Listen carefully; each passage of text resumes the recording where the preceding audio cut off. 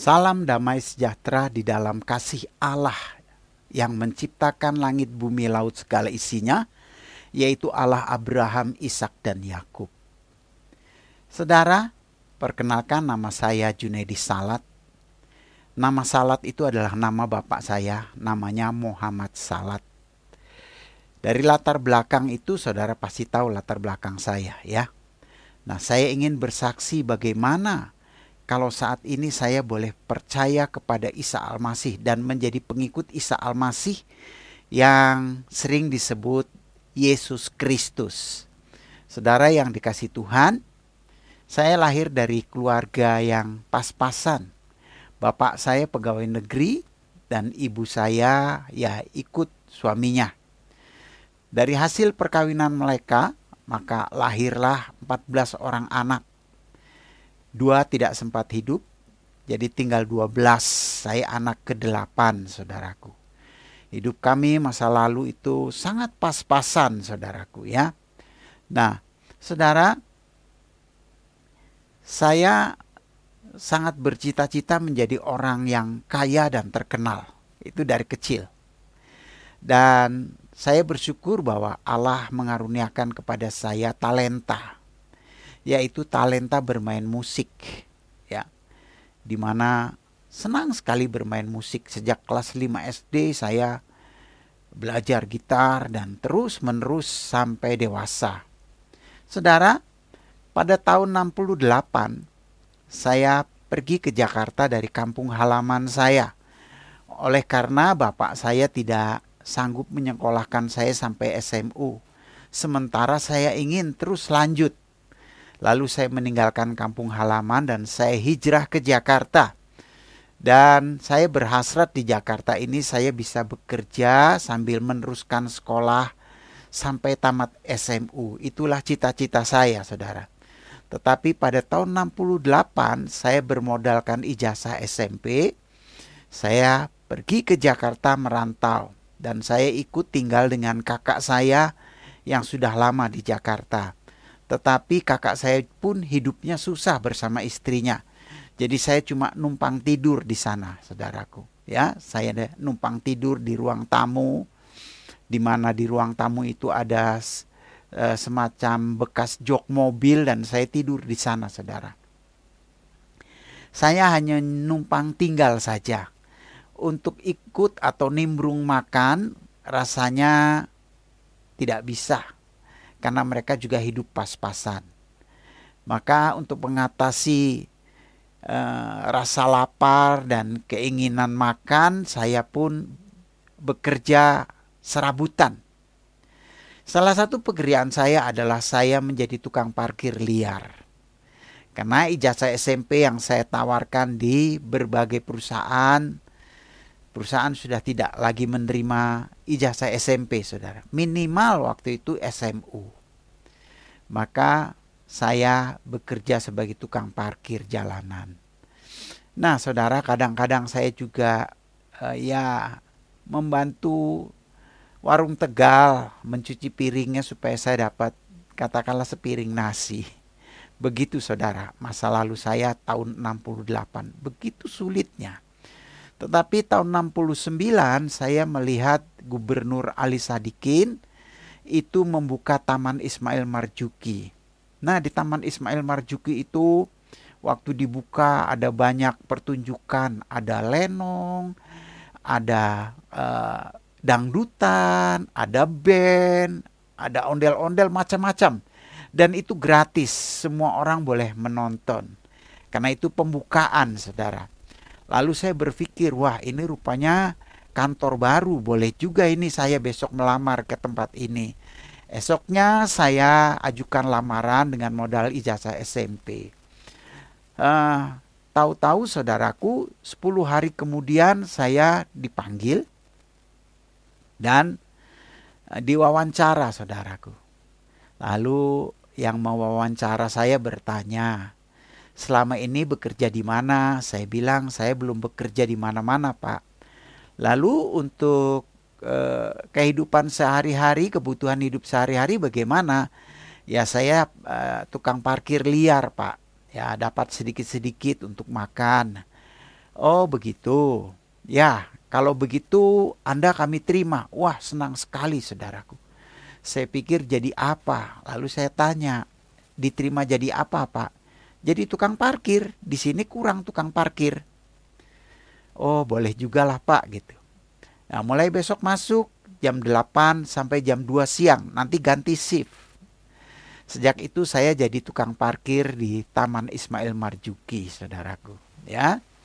Nah, dari gaji yang saya dapatkan di Taman Ismail Marzuki itu, saya irit-irit untuk mulai sekolah. Dan saya mulai sekolah dan saya bilang kepada koordinator tukang parkir namanya Pak Lukman, saya bilang, Pak, bisa nggak kasih saya dispensasi? Apa katanya?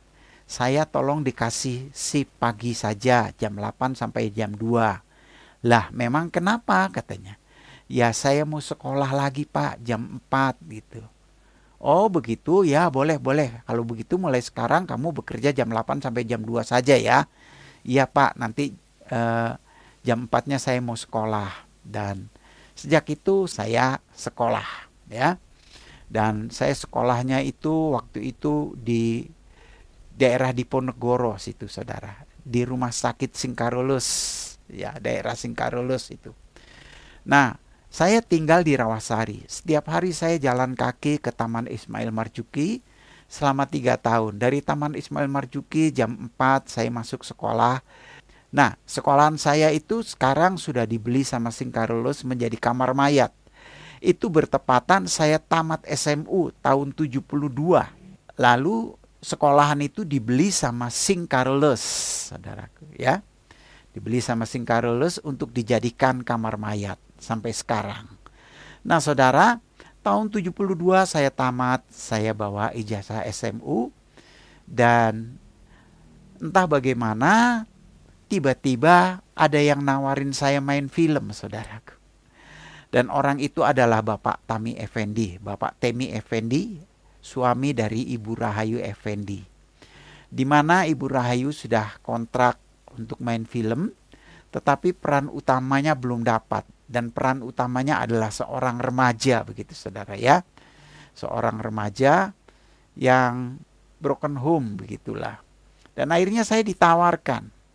Dan lalu saya dites, waktu dites itu banyak pemuda-pemuda remaja yang seusia saya. Saya tidak pernah mimpi jadi pemain film. Waktu saya sekolah, banyak sekali kakak-kakak saya suka tanya, kamu memang cita-citanya jadi apa? Saya selalu bilang, saya ingin jadi orang kaya dan terkenal. Itu yang saya sampaikan kepada mereka. Ya, pokoknya saya asal jawab aja. Karena apa? Mungkin karena saya bosan miskin, saudara. Dari kecil sampai tamat SMU masih miskin, terus sulit sekali hidup itu saudaraku. Nah saudaraku, ketika dites untuk main film, ternyata dari semua pemuda dan remaja, sayalah yang diterima, langsung dapat peran utama. Itu tahun 72. Dan film itu adalah film Aku Tak Berdosa, saudara. Padahal dosa saya ini banyak, saudara. Lalu saya mulai dikenal di dunia film. Dari film ke film, dari film ke film. Dan saya bersyukur tahun 77 saya mengalami keberuntungan yang luar biasa. Pertama tahun 77 saya main film Ali Topan Anak Jalanan. Saya percaya saudara semua sudah tahu film itu ya. Karena film itu menjadi sangat terkenal. Lalu tahun 77 saya kerjasama sama Chrisye menelurkan album Chrisye Rahardi yang pertama yaitu Sabda Alam. Lalu yang ketiga saya kerjasama sama Guru Soekarno Putra membuat Suara Mahardika. Dan Suara Mahardika itu juga menjadi sangat terkenal. Ya digandrungi pemuda-pemuda ya, pemuda-pemudi remaja. Lalu yang keempat saya ikut Lomba Cipta Lagu Remaja se-Jabotabek dan saya juara 1. Sejak itu nama saya terkenal dan uangnya jadi banyak saudara. Saya tidak perlu lagi cari uang tapi uang cari saya. Ditawarin macam-macam untuk iklan, untuk ini, untuk itu macam-macam.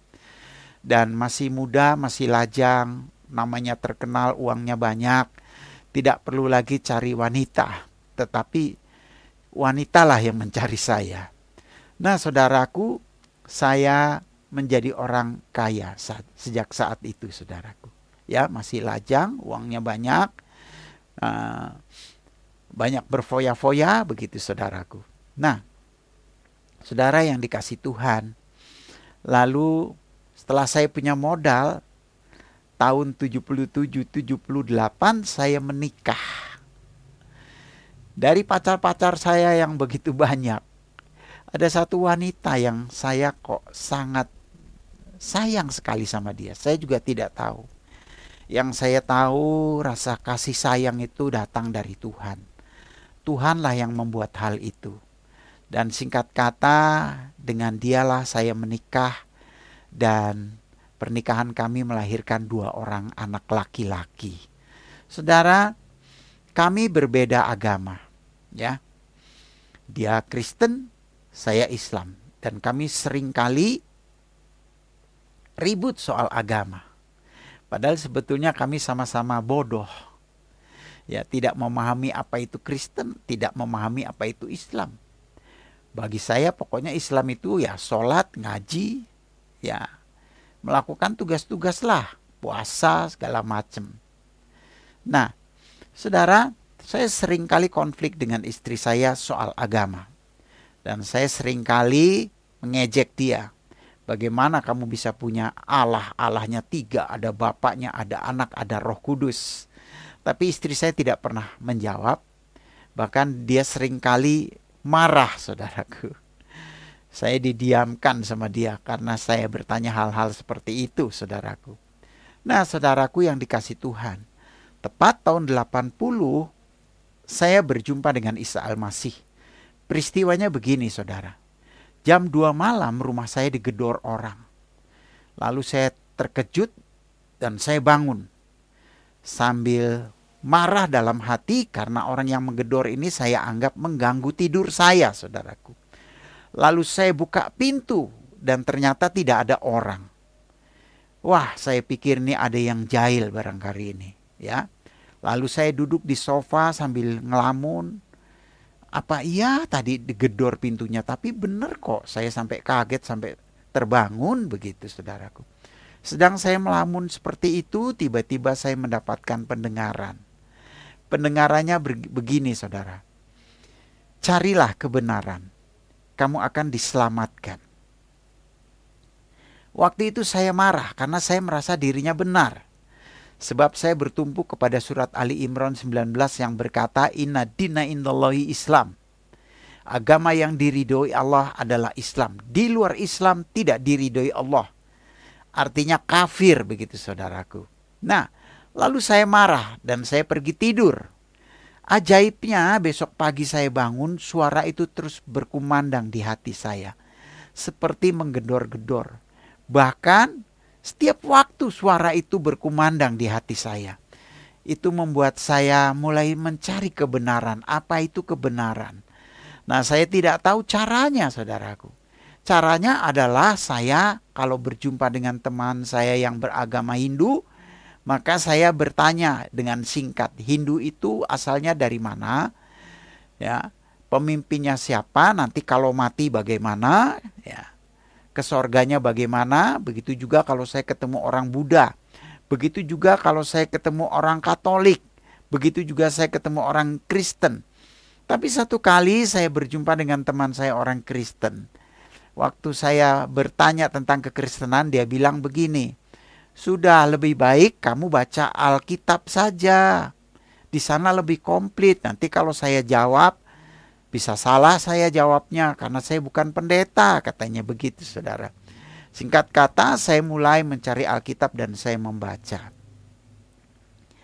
Ketika saya membaca, dari mulai perjanjian lama, entah bagaimana ketika saya buka Alkitab itu, yang terbuka itu Kejadian 39, kisah tentang Yusuf, saudaraku. Ya. Nah, bagi saya Nabi Yusuf ini, kalau di Islam itu Yusuf itu disebut Nabi. Nabi Yusuf ini adalah nabi yang menjadi favorit saya. Karena apa? Digambarkan Yusuf ini orangnya ganteng, keren saudaraku. Dan saya ingin seperti dia. Lalu saudaraku yang dikasih Tuhan, waktu saya baca Yusuf dari kejadian itu tentang Yusuf dari lahir sampai mati, saya menangis, hati saya tersentuh. Kok cerita Yusuf versi Alkitab bagus sekali ya. Lalu saya baca juga Musa, saya baca juga Daud, saya baca yang lain-lain saudaraku. Dan akhirnya saya membaca Injil. Ya, dari Matius sampai Yohanes, cerita tentang Yesus atau Al-Masih. Dan waktu saya membaca Injil, kisah tentang Yesus, saya agak bingung. Kenapa Yesus ini berdoa? Kalau dia Tuhan kok berdoa? Lalu Tuhan ini berdoa sama Tuhan mana lagi? Lalu saya baca juga di dalam Injil Matius pasalnya yang ke-27 ayat 46, di mana sebelum Yesus mati dia berkata, Eli, Eli lama sabachthani. Allahku, Allahku, mengapa engkau tinggalkan aku? Loh, dia kan Allah. Masa ada Allah yang meninggalkan dia? Lalu Allah yang mana lagi? Begitu kata saya, saudaraku.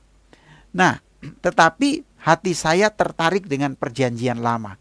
Cerita tentang nabi-nabinya itu ya, karena ada kesamaan nabi-nabinya ya, ada Musa, ada Yusuf, ada ya di kitab saya yang lama juga ada.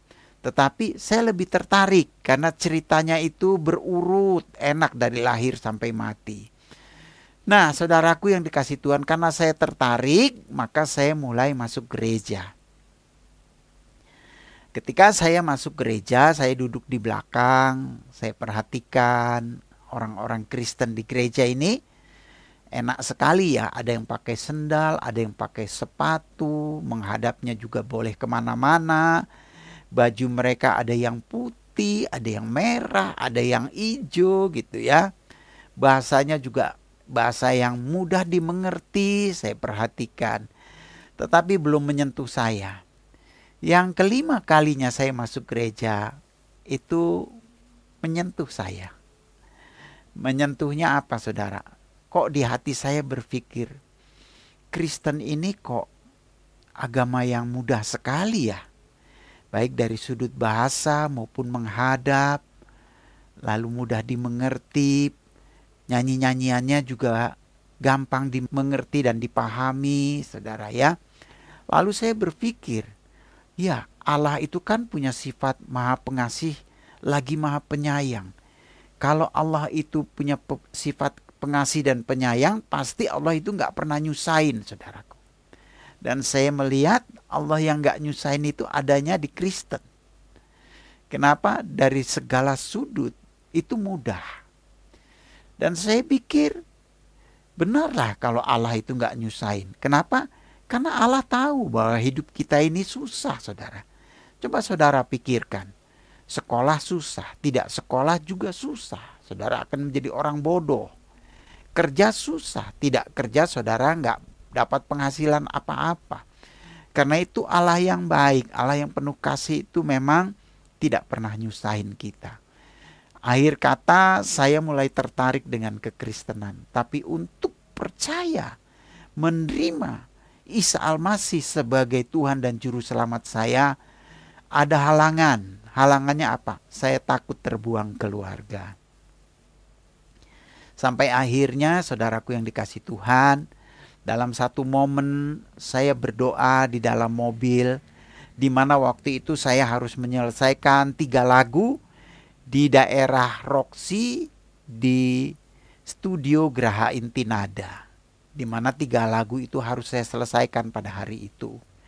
Lalu ketika saya berjalan ke arah Roxy di Cideng Barat itu, saya bawa mobil, saya ngomong begini, Yesus, kalau engkau memang benar-benar Tuhan, yakinkanlah saya. Saya ini bingung, mau jadi Kristen saya takut dengan keluarga. Mau tetap dengan agama yang lama kok saya kayaknya kurang simpati ya. Begitu saudaraku. Dan apa yang terjadi, saya dijamah. saya menangis sejadi-jadinya. Dalam tangisan itu saya tertelungkup di setir mobil, dan ada suara yang berkata, "Akulah Yesus, Tuhan dan Juru Selamat dunia. Kalau kamu tidak percaya, kamu mati." Jadi saya pikir kalau saya tolak Yesus, nyawa saya dibetot, saya mati pada waktu itu. Saya pikir seperti itu. Ternyata kata mati di sana adalah mati rohani, saudaraku. Dan manusia kalau rohaninya sudah mati, ya tinggal tunggu kematian jasmani dan masuk penghukuman kekal. Lalu apa yang terjadi, saudara? Selesai, saya bilang, "Saya terima Engkau Tuhan Yesus." Ada kelegaan yang luar biasa. Ada damai yang luar biasa. Ada ketenangan yang tidak pernah saya dapatkan selama ini, saudaraku. Ya. Dan saya starter mobil dan saya masuk ke studio rekaman. Di studio rekaman itu ada banyak teman-teman musik saya yang beragama Islam. Ya, saya dengan polos berkata kepada mereka, "Kamu harus percaya dengan Isa Al-Masih atau Yesus, karena dia itu adalah Tuhan dan Juru Selamat dunia. Kamu kalau tidak percaya, kamu mati." Maka teman-teman saya itu banyak yang mencibir, banyak yang bilang saya ini kemasukan jin Kristen, saya ini sudah gak waras dan lain sebagainya. Saya tidak peduli, saudara. Tapi sukacita yang saya terima itu luar biasa, melampaui segala akal. Ya, senang sekali, hati itu gembira luar biasa. Setelah saya menyelesaikan 3 lagu, saya pun pulang ke rumah. Dan ketika saya pulang ke rumah, saya jumpa dengan istri saya. Saya peluk istri saya menangis, saudaraku. Lalu istri saya bertanya, "Ada apa, Pak?" Saya bilang sama dia, "Yesusmu itu memang benar Tuhan." Wah, dia terkejut, dia peluk saya dan dia menangis. Dan dia berkata, "Terima kasih Tuhan Yesus." Saudara, saya bilang sama istri saya, "Tolong cari pendeta, Ma. Kita bikin ibadah di rumah ini." Itulah pertama kali saya menjadi orang percaya, saudaraku. Dan sejak itu saya belajar Alkitab untuk membekali diri saya. Dan juga saya kembali belajar kitab saya yang lama, juga untuk membekali diri saya apabila keluarga saya bertanya. Benar, saudara. Apa yang terjadi ketika keluarga saya tahu saya menjadi orang Kristen, saya pun dihakimi. Nah, saudaraku, tapi saya tidak takut. Kenapa? Karena saya sudah menemukan kebenaran. Karena saya sudah belajar lagi kitab saya yang lama. Dari kitab saya yang lama lah saya memberikan jawaban tentang Isa Al-Masih yang adalah satu-satunya juru selamat. Apa kata Al-Quran tentang Isa Al-Masih? Isa Al-Masih itu wajihan fid dunia wal akhirat. Orang yang memiliki kebesaran di dunia dan di akhirat. Isa Al-Masih itu lahir dari firman dan roh. Ya. Lalu Isa Al-Masih itu orang yang mati dan bangkit kembali. Itu Isa Al-Masih. Dan tidak ada nabi yang seperti itu yang tertulis dalam Al-Quran. Baik Musa maupun nabi-nabi yang lain, tidak ada yang seperti dia. Tidak pernah Al-Quran menuliskan Ibrahim itu orang yang memiliki kebesaran di dunia dan di akhirat. Atau Musa itu orang yang memiliki kebesaran di dunia dan di akhirat. Atau Muhammad itu orang yang memiliki kebesaran di dunia dan di akhirat. Tidak pernah ada tertulis seperti itu. Tapi Al-Quran jelas menyatakan Isa Al-Masih orang yang memiliki kebesaran di dunia dan di akhirat. Lalu satu-satunya yang lahir dan mati dan bangkit kembali ya cuma Isa Al-Masih, tidak ada yang lain. Lalu Isa Al-Masih itu orang yang memberitahukan tentang hari kiamat dan dia adalah jalan yang lurus. Begitulah kehidupan saya waktu itu dan saya belajar banyak tentang Isa Al-Masih dan itu sangat menguatkan iman saya. Saya sudah menemukan kebenaran. Sejak itu saya boleh melayani Tuhan dan saya ingin berbagi kepada banyak orang, ya.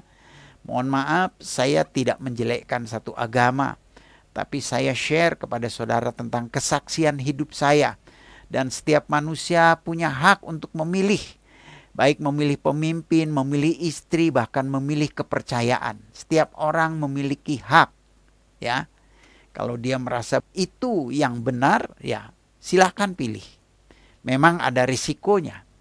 Karena Yesus sudah berkata, kamu akan dibenci banyak orang karena namaku tanpa alasan.